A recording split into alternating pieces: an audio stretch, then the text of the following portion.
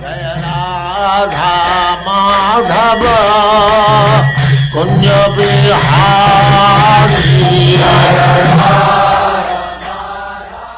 are unto you, who are the property of the materially impoverished. You have nothing to do with the actions and reactions of the material modes of nature. You are self-satisfied, and therefore you are the most gentle and are master of the monists.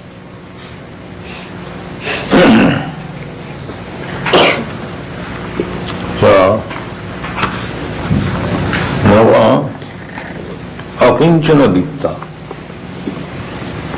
materially impoverished. This is the first qualification of a devotee. One who does not possess anything of this material world, he simply possesses Krishna. That is Akinchana Vitta. Akinchana means one who has lost everything of material possession. Because if you have got a small tinge of idea that I want to become happy materially in this way, so long you have to accept the body. The nature is so kind that in whichever way you want to enjoy this material world, she will give you a suitable body under the direction of the Lord. The Lord is situated in everyone's heart, so He knows everything, but you still want something material, He will give you. Yes, you take it. Krishna wants that you get full experience that by material gain you'll never be happy. This is Krishna's business. There's full freedom. Although you have got minute quantity of freedom, because you are part and parcel of Krishna, Krishna has got full freedom, but the freedom quality is there in me, because I am part and parcel of Krishna. The chemical composition.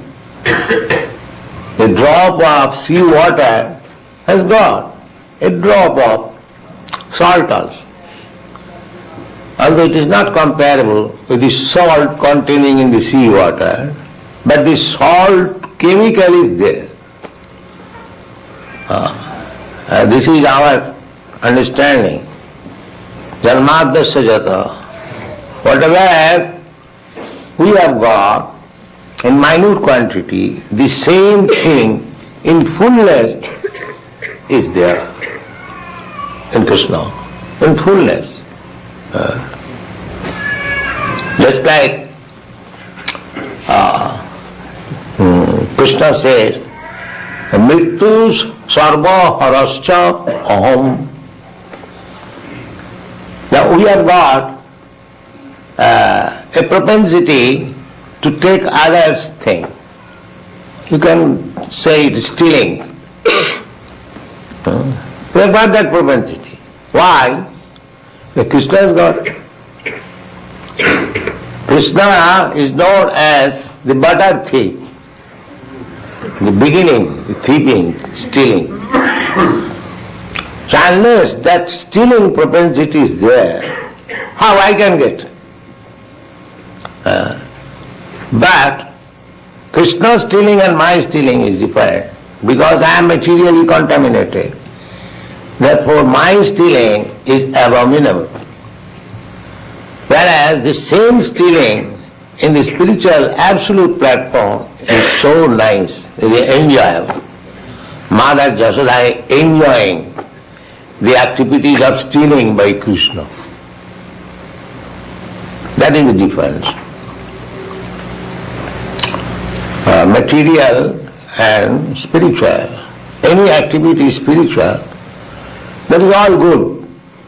And any activity material, that is all bad. This is the difference. Here the so-called morality, goodness, they're all bad. And in the spiritual world, the so-called immorality is also good. That you have to understand. Just like to dance with others' wife at dead of night. This is immoral. Everyone knows. At least in the Vedic civilization, it's not allowed. A young woman is going to another young man at dead of night to dance with him. This will never be allowed in India. Still, it is private. But we find that all the gopis, as soon as they heard the flute, immediately they came. So, from material conception, it is immoral. But from the spiritual concept, it is the greatest morality. Just like Chaitanya Mahaprabhu says, Ramya Kachid Upasana Brajavadhu Varga Bija Kulpita. Oh, there is no better mode of worship than what was conceived by the Brajavadhus, the damsels of Vrindavan. Chaitanya Mahaprabhu was very strict about women. In his family life also, he never played any joke with women. He was very joking. But all with men, he never played any joke with women, no. Perhaps only once he played joke with his wife, Vishnupriya. When Sachimata was searching after something, he simply played a joking word. Maybe your daughter-in-law has taken it. That is the only joking we find in his whole life. And he was very strict. No woman could come, when he was sannyasi, could come near him to offer the obeisance. They would offer obeisance from a distant place. But he says, Ramya Kachid Upasana Brajavadhu Varga Bija Kulpita. He says that there is no conception of worshipping better than what was conceived by the Brajavadhus. And what was the Brajavadhus' conception? That they wanted to love Krishna at any risk. So this is not immoral. That we have to understand. Anything in relationship, just like Prahlad Maharaj. Prahlad Maharaj is standing and his father is being killed. Is it moral? Would you like to see your father being killed in your presence and you stand, you don't protest? Is that moral? Nobody will approve it, that this is moral. But actually it so happened that Hiranyakashipu was being killed. The picture is here. And Prahlad Maharaj is trying to guard the killer. My dear Lord Killer, you take this garland. You are killing my father. You are very good boy. You see? This is spiritual understanding. No, but we will sanction that if you cannot protect your father, you must protest. You must cry that here is my father is being killed, come on, help us. No, he is prepared with the garland. And when he was killed, he said to Nishingadev, my dear Lord, now my father is killed, so everyone is happy. You now wind up your angry mood. Nobody is unhappy. He said this very word. Modeta sadhurapi vishchikasarpa hatya. Modeta sadhurapi. A sadhu, a saintly person, never approves that one should be killed. Never. Even an animal A sadhu does not approve. Why animals should be killed? That is sadhu's business. But Prahlad Maharaj says, Modeta sadhurapi. A sadhu, a saintly person, is also pleased when a scorpion or a snake is killed. They are also living entity.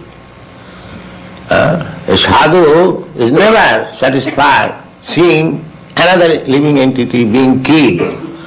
But Prahlad Maharaj says, even a sadhu is pleased when a snake is killed or a scorpion is killed. So my father is just like snake and scorpion. So he is killed, therefore everyone is happy. Everyone. Such demon who simply troubles the devotees, such demon, very dangerous demon. So when such demon is killed, even saintly persons are satisfied. All the saintly persons, they do not want anybody should be killed.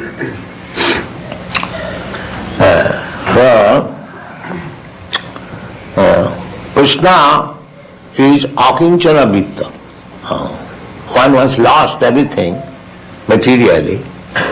For him, Krishna is the only solace.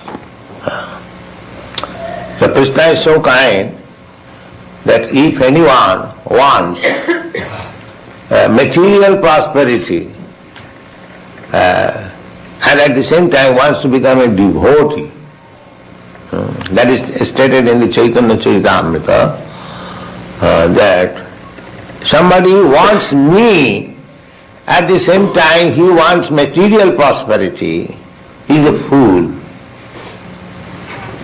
He is a fool. Therefore, people are very much afraid coming to Krishna consciousness. Oh, my material prosperity will be finished. Because they do not want that.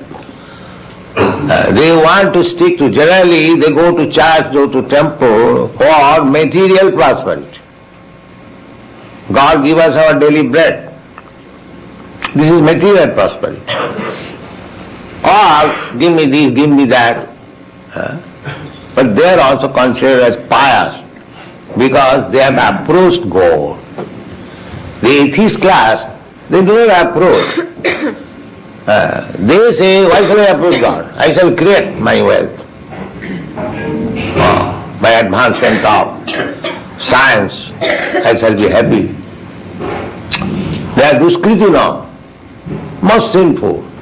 One who says like that for my prosperity I shall depend on my own strength, my own knowledge. They are duskritina. But one who thinks that my prosperity depends on the mercy of God, they are pious. They are pious. Because after all, without sanction of God, nothing can be achieved. That's a fact.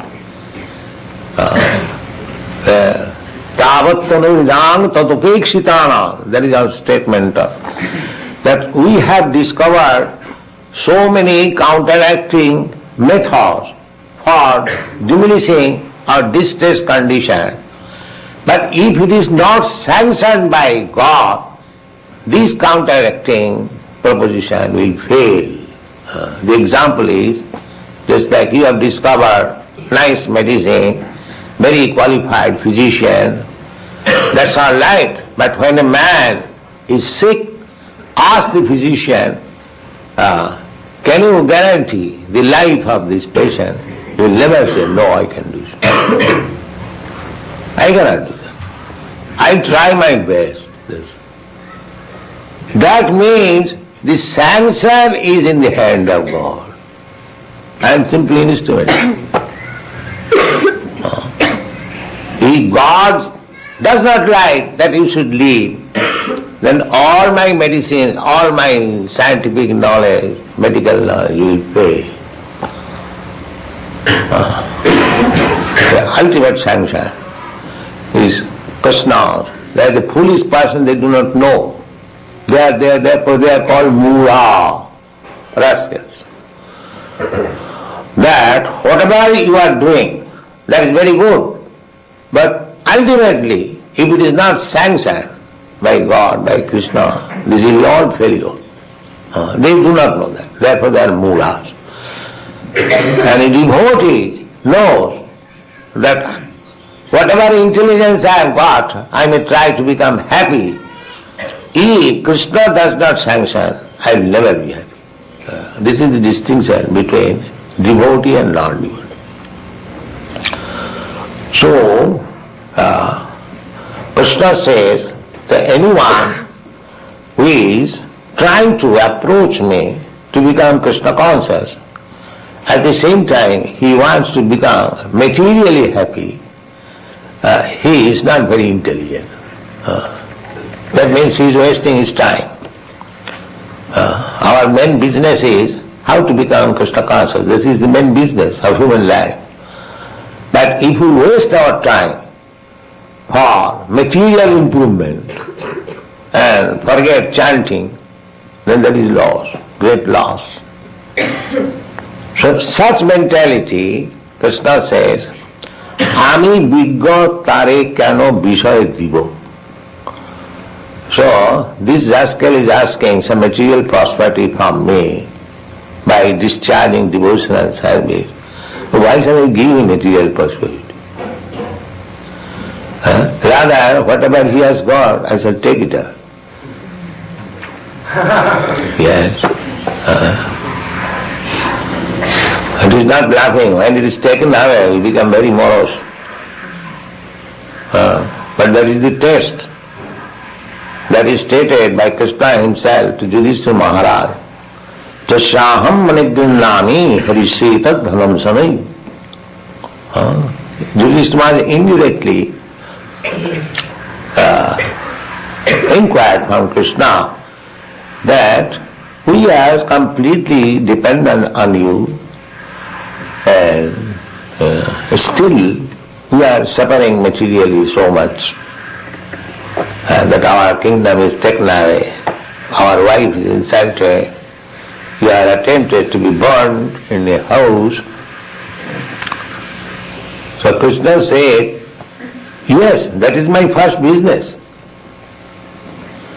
If I especially favor anybody, then I take away all his sources of income. Very dangerous. Yes. I have got my practical experience in this connection. Yes. That is Krishna's special favor. I do not wish to narrate, but it is a fact. It is a fact. My Guru Maharaj ordered me when I was 25 years old that you go and preach. But I thought, first of all, I shall become a rich man and I shall use that money for preaching work. So, that's a long history. I got good opportunity for becoming very rich man in business. And some astrologer told me that you should have become like Birla. So there were some chances, very good chances. I was manager in a big chemical factory. I started my own factory. The business was very successful. But everything was dismantled. I was forced to come to this position to carry out my order of my Guru Maharaj.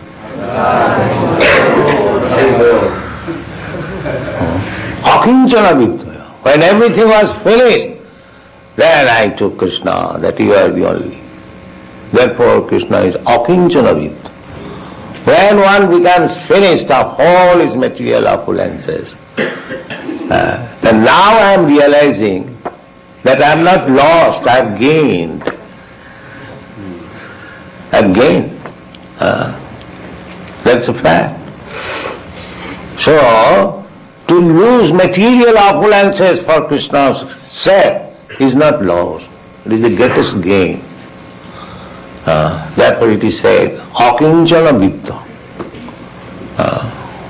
one becomes akinchana, nothing to possess, everything finished, then Krishna becomes the only riches for such person because he is devotee. Just like Narottam Das Thakur says, Aha Prabhu Nanda Suta, Beshabhanu Suta Juta, Koruna Karaha Eiba. Narottama Daso kahe na ঠেলিও রাঙা পায় তুমি বিনা কে আছে আমার. This position. But Krishna, accept yourself. I have nothing to claim. I have nothing, no position. So don't neglect me because you are my only position.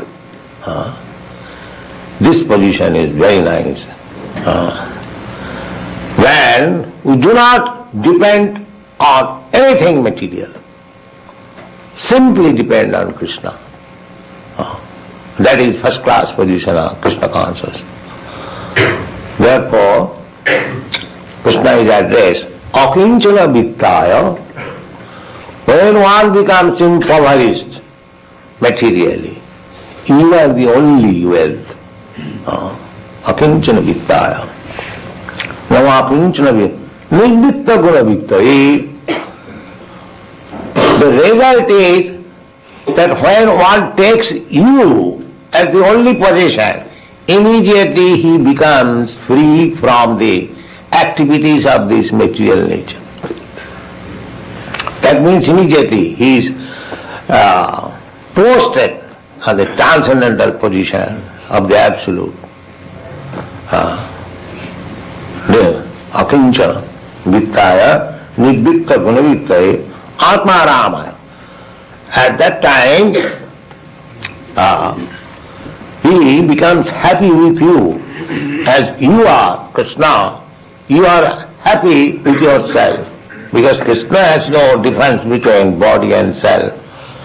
He is simply self, spirit, soul. So, we have got now this body and self. I am self, but I possess this body. Then when actually we become dependent on Krishna, as Krishna is self-satisfied, similarly we can be also self-satisfied with Krishna. Kaivalla Patayi Namaha. The Mahabharati philosophers, they, monists, they want to become one with the Supreme. As Supreme is self-satisfied, they also want to be self-satisfied by becoming one with the Supreme. Our philosophy is also the same, Kaivalla, but we depend on Krishna. We do not become one with Krishna. That is one. If we simply agree to abide by the order of Krishna, there is no disagreement, that is oneness. These Mahabharati philosophers, they think that why shall I keep my individual separate existence? I shall become merged. That is not possible. Because we are created or not created from the very beginning. We are separated part and parcel. We are separated parts and parcel. Therefore Krishna says in the Bhagavad Gita, my dear Arjuna, you, me, and all these persons who have assembled in this battlefield, we were in the past individuals, we are at present individuals, and in the future we shall continue to remain as individuals.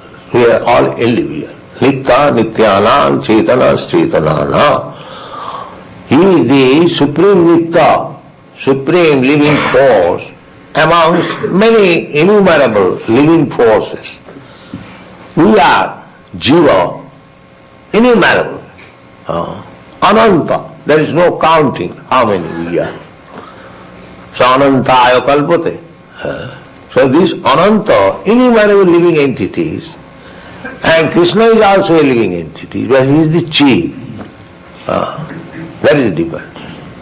Nitya, Nitya, just like there is a leader. Leader is one, and followers, there are many. Similarly, Krishna is the supreme living entity and we are subordinate, dependent living entities. That is the difference. Dependent we can understand, if Krishna does not supply us food, we starve. That's a fact. We cannot produce anything. Iniko jo bahunam vidudhati kaman. So Krishna is maintaining and we are being maintained.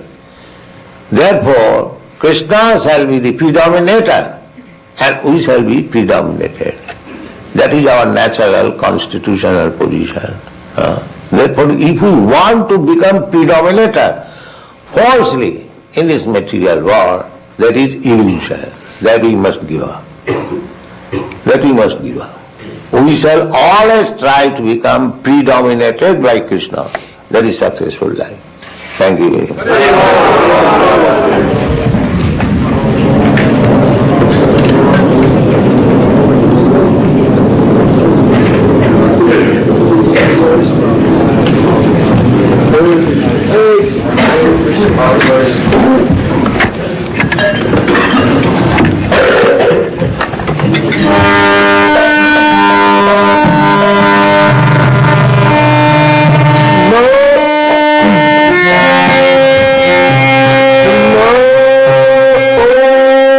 Krishna Krishna Bhutale